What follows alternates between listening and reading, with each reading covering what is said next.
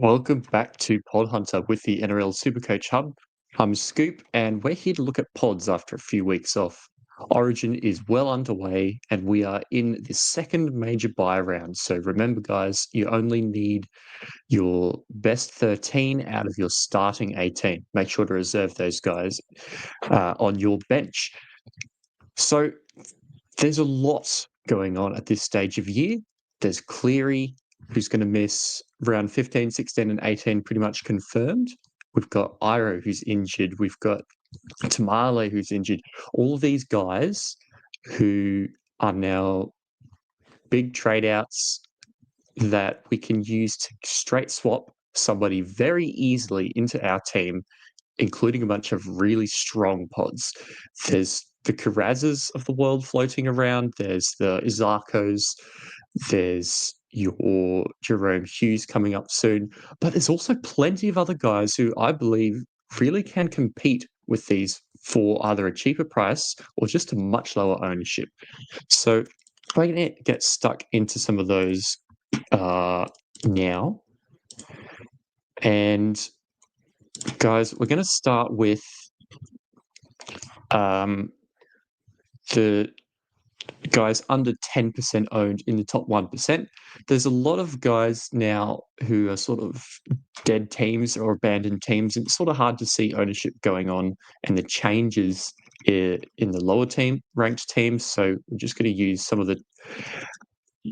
the higher ranks to see the main movement and who people are interested in. But yes, as we drop below that 10%, the first guy who I'm interested in is Greg Marju. I held him through that injury. It's needed to save a few trades, but it worked out quite well.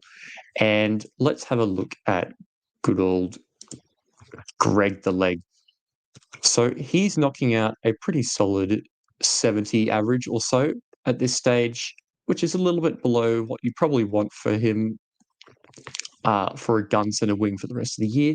But it's the way that he's scoring that is very interesting to me. Last year, he had a bit of a dip because he didn't score tries. And this year, he's kind of even lower. But his base and power is kind of extraordinary. He's getting 30 to 40 points in runs a game with a lot of tackle breaks, line breaks, offloads. Offloads have actually dried up a little bit, but you can just see the opportunity whenever he scores, he's going to go big. And against the Roosters team this week with some Origin stars out, yeah, I know in round 12 they beat the Raiders, but this is a week where Margie can go really big. And there's a few teams that aren't so good, like the Raiders and the Storm.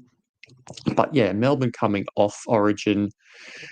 And in that back end, there's a few other nice matchups as well. So I don't love him as the number one purchase, but if you already have him in your team like me, I'm pretty confident that he's going to do well, because if there are any tries that start coming his way because the Knights decide to attack down that side, there's going to be a lot of joy for Marju owners.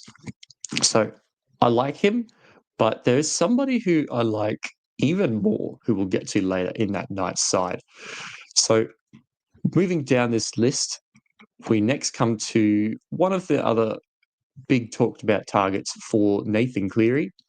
A lot of people are preparing to get Jerome Hughes, and deservedly so. Hughes has bottomed out at a very nice price and has shown that he's back in good form and tonned up last week. But DCE is I don't even remember seeing DCE this low, to be honest.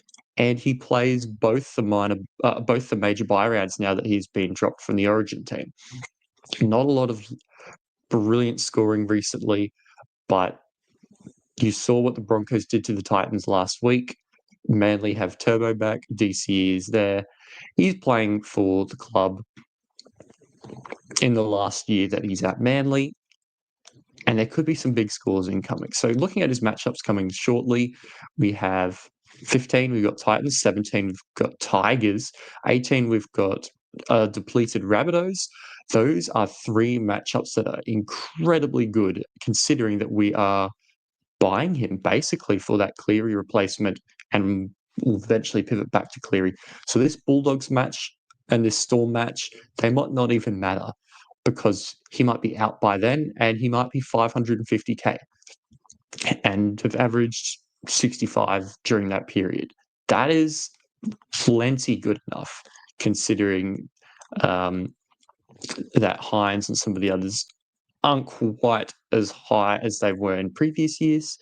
And I think Daly's a really good smoky option, especially with those really nice 3 matchups you're going to get him for when Cleary is out.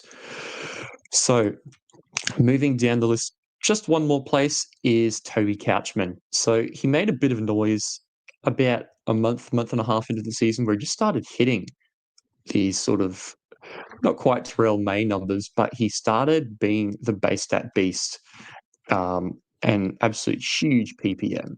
He's scoring 60s, 70s, 80s. Before he sort of dropped off a little bit and got that head knock, I think. Something happened there. No, it was injury, that's right. But yeah, so as a result of that, he's dropped a good 40k and is back to around that 60 price. If you take out that injury game, though, he's averaging pretty close to 70. And is he the most tip-top elite second row forward or prop? Probably not. And especially considering that May is a big hold through this period with him playing round 18, it's not as necessary to grab somebody like Couchman, but he's going to do well for you. He's going to do very well, and he plays round 15 and round 18. Very, very strong option, in my opinion. I don't think you can go too wrong with Toby Couchman. You're not going to be disappointed with him knocking out plenty of 50s, 60s, and 70s. All right. So Bo Thurmore as well dropped from the Origin team. I disagree with Billy on that one. I reckon he probably should have been starting edge, but what can you do? From a Supercoach perspective, he's a little bit cheaper now than he was a few weeks back when he was scoring those big tons with some tries. Let's have a look at how he scored with and without tries now. So yeah, he didn't need a hat trick like Fletcher Sharp and Lucas to go big in those, and he's scoring very solid even without any attacking stats. Yes, he's a forward, but we know that he can go big and cross the stripe if the matchup arises. And moving forward, there's some pretty nice targets. So Manly, interesting one considering they lost to the Knights. Para and Cowboys are pretty good. So it's a hard one because you probably want to be bringing in centre wing and second row elite keepers at this stage of the year with trade starting to dwindle and money making not so much of a focus now unless you're probably under 16 million team value. So Thurmore sort of sitting halfway between both bracket. So not for me, but I think that he is a solid option. Now, let's compare the pair. For Sharks centres, we have, where is he? Let's just change that by round ownership. Yeah, Mwene Herodi. So Herodi has come into the conversation with KL Aero being out for basically 3 months with a kneecap displacement injury. So Herodi is quite popular as a replacement, and deservedly so, because he was scoring 70s basically with a lot of tries. Aero was basically a try a game kind of guy, and Herodi came in and kind of did that. I would prefer to have Iro in my NRL team than Herodi, but if he is going to score quite well with good attack and he is playing on the wing in attack on occasion, he's going to be getting those Iro type tries. So I really do like Iro, but there is an alternative for basically exactly the same price in Jesse Ramien. So basically the same price. The only difference is the left side is scoring tries and the right side is not scoring tries.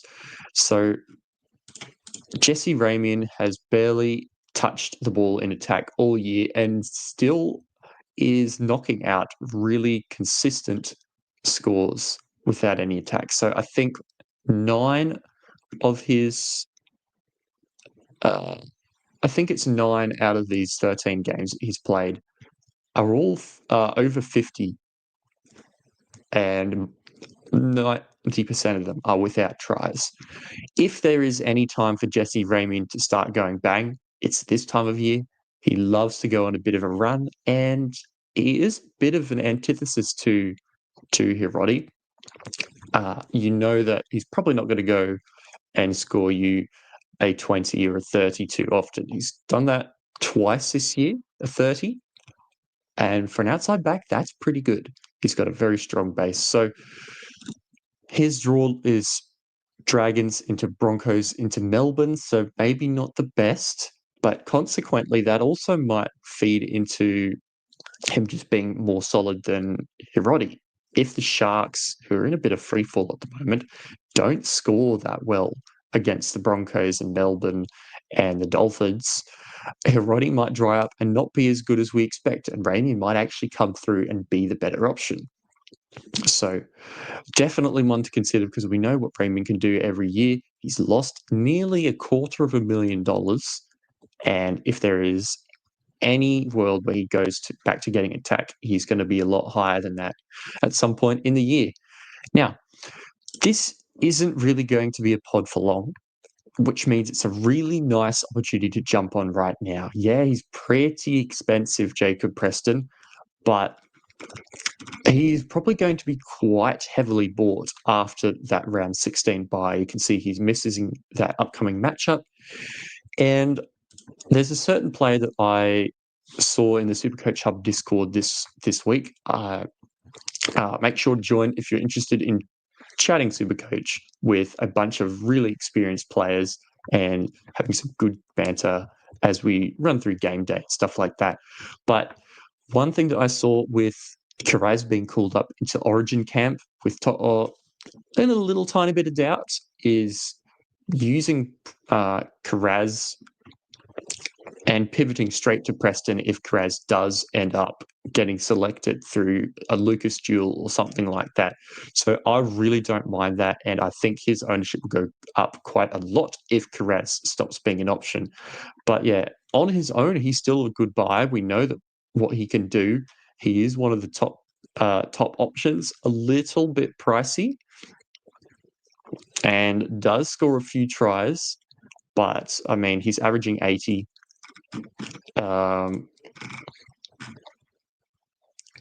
He's averaging,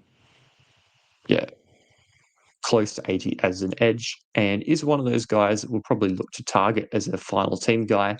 And again, Bulldogs are one of the teams that plays those 2 major buy rounds. Very, very handy for that as well. All right, so now to the main guy that I'm extremely excited about this week, and pretty sad I can't buy because I already have 3 Knights in the outside backs and forwards. So I've got Marju, I have Sharp, and I have Lucas.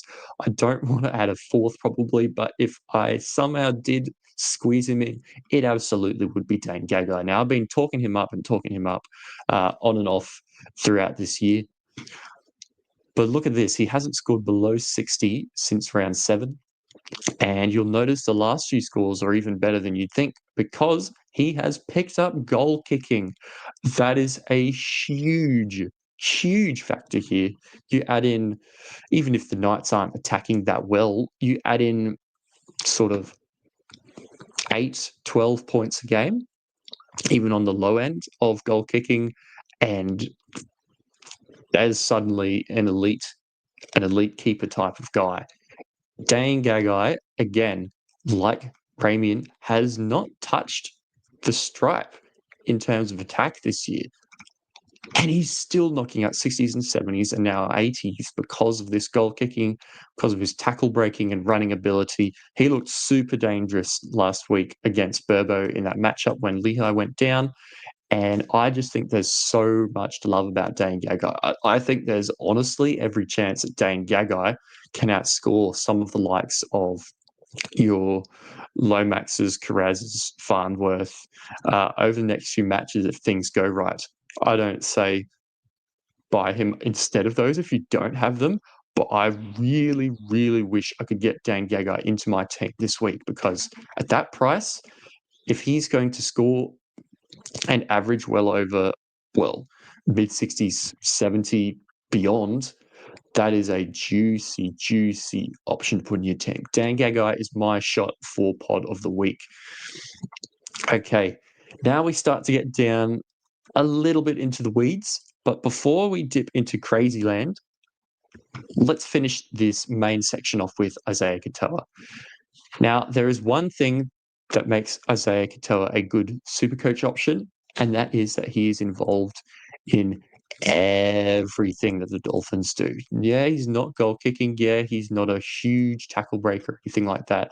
But this bloke is involved in every single aspect of their attack. He is a brilliant football player. Sam Walker, who? This bloke is the best up-and-coming guy in the comp. Like, he is fantastic. In all honesty, he's a top 5 halfback. You could argue top. How far could you go, really, before it starts to get controversial? He is really, really good.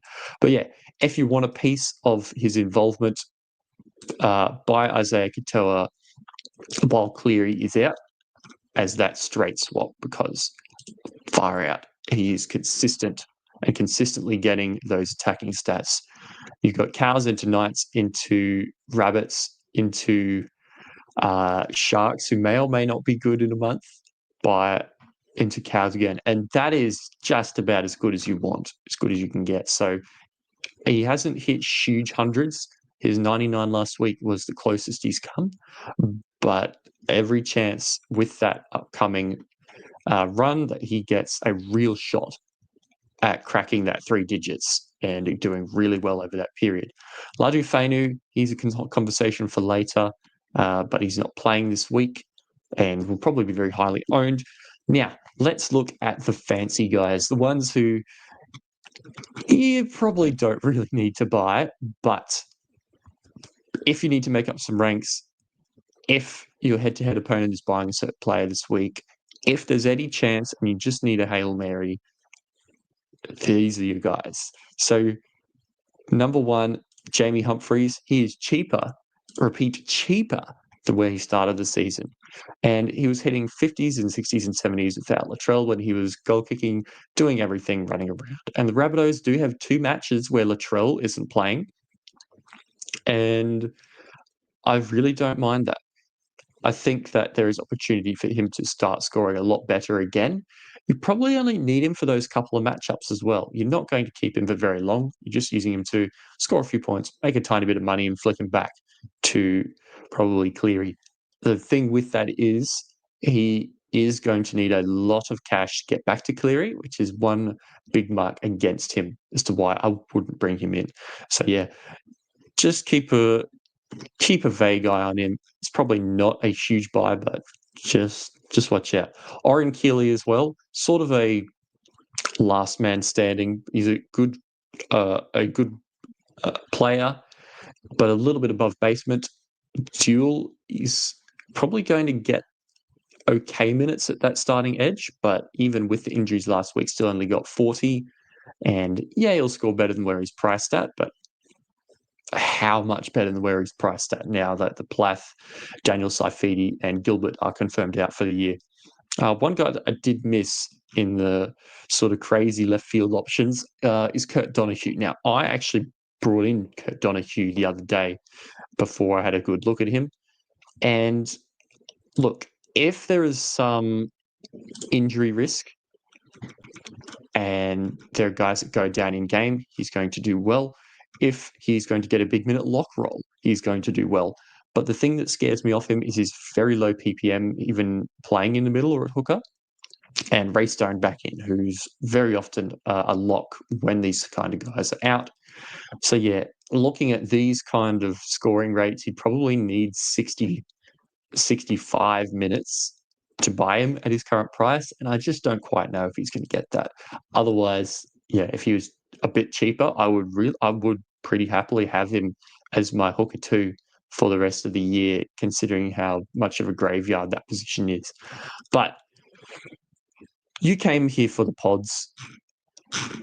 you've got some pretty strong, legitimate options. Here are some guys who are just straight up crazy.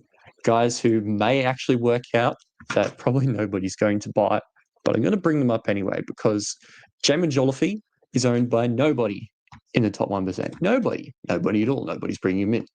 But in NRL fantasy, there's a couple of people thinking of buying him for the increased role he's going to get over the next little while. So we know that Tino is playing through a bit of a sternum injury, and I think I heard something about like a calf or something weird the other day.